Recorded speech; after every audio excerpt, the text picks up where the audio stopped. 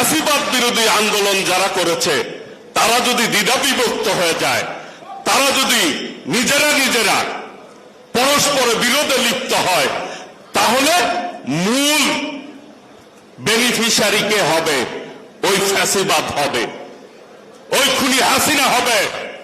কাজেই আমি মনে করি, এই দেশের মানুষ মনে করে যে ফ্যাসিবাদের দোসররা বিভিন্ন জায়গায় গাপ্তি মেরে রয়েছে, এই অন্তর্বর্তীকালীন সরকারের মধ্যেও রয়েছে। তারা বিভিন্নভাবে অস্থিতিশীল পরিবেশ তৈরি করছে। তা না হলে এখন কিভাবে একজন শিশু বাচ্চা ধর্ষিত হবে? এটি কোনোভাবেই মেনে নেওয়া যায় না। কাজে বলতে চাই, আজকে সময় এসেছে, আমরা যদি বিচ্ছিন্ন থাকি তাহলে কিন্তু ফ্যাসিবাদ সুযোগ নিবে, এই রকম সুন্দর পরিবেশ কিন্তু থাকবে না। আবার ষড়যন্ত্রকারীরা তাদের ষড়যন্ত্র করে আবার এই দেশে আবার কোন স্বৈরাচারের আবির্ভাব ঘটবে।